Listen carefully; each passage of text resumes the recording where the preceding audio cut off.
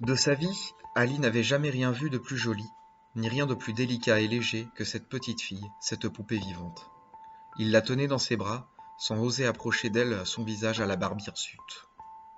L'air froid qui s'engouffrait sous le pont envoya voltiger des papiers et bouscula le carton vide, et Ali, tout à coup, s'aperçut que le bébé était tout nu, et que sa peau était rougie par le froid, hérissée de milliers de petites boules à cause de la chair de poule. Attends, tu vas voir. Ali, ne sachant où mettre l'enfant, le redéposa dans le carton, ce qui eut pour effet de lui faire pousser aussitôt des cris de désespoir. Non, non, attends-moi, je reviens. Fébrilement, Ali fouilla dans d'autres cartons dans sa réserve, alignés contre la pile du pont.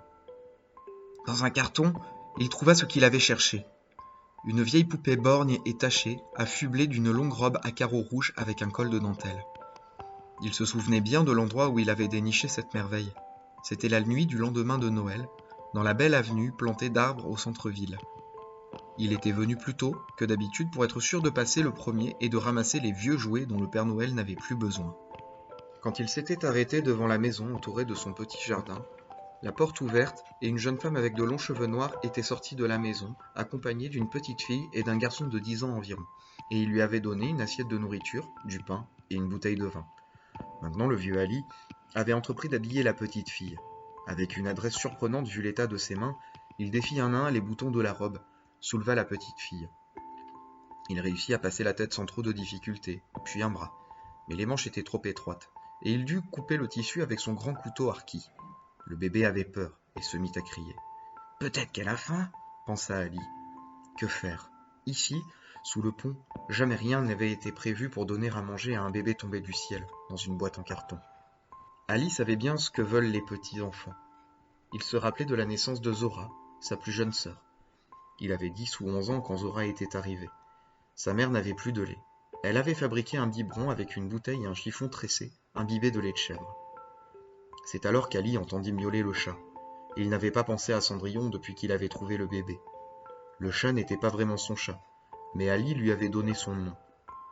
Quand Ali revenait de sa tournée nocturne, ayant bu passablement, il se couchait sur son lit de carton et il appelait « Cendrillon !» Et le chat venait s'asseoir contre sa poitrine pour le réchauffer. Pour lui, Ali rapportait des friandises dénichées dans les poubelles ou bien des morceaux de moule qu'il achetait chez le boucher de la vieille ville. Celui qui avait une enseigne où était marqué « Travailleurs, mangez !»